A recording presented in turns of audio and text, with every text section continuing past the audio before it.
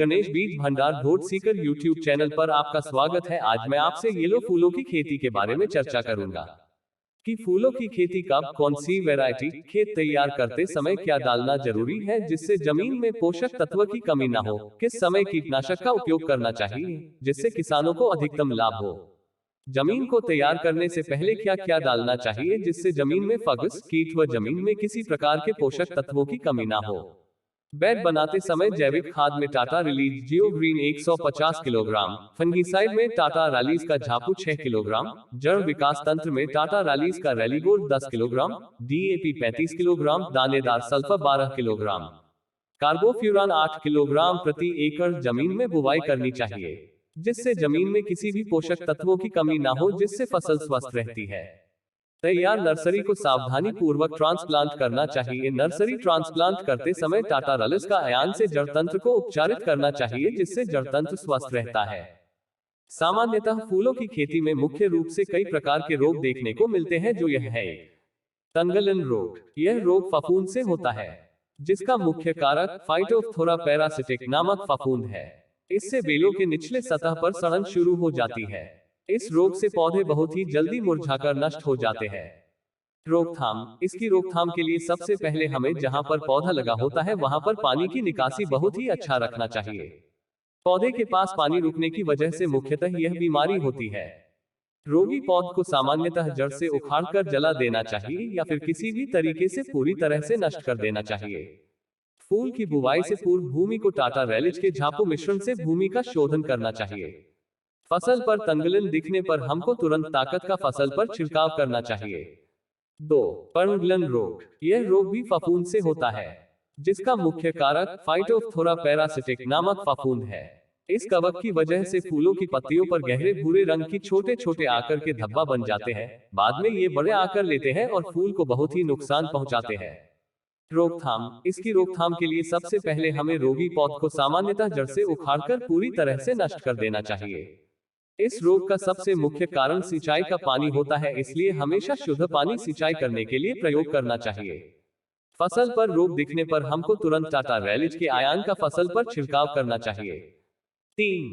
चूर्निल आसिता powdery mildew. यह रोग भी फफूंद से होता है।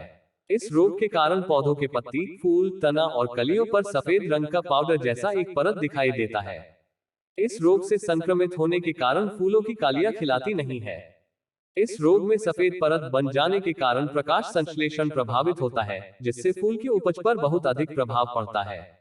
एकाएक जलवायु में परिवर्तन होने के कारण चूर्निल आसिता रोग लगता है। रोकथाम। इस रोग का प्रभाव फसल पर दिखाई देने पर सावधानी पूर्वक फफूंद नाशक का प्रयोग सही मात्रा में करना चाहिए। समेट व इर्गोन का 12 से 15 दिन के अंतराल पर पौधों पर 2 से 3 छिड़काव करना चाहिए। पत्ती धब्बा। यह रोग भी फफूंद से होता है।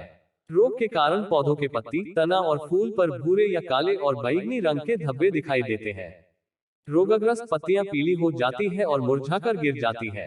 इस रोग को सर्वप्रथम पौधे के निचले पत्तियों पर देखा जा सकता है।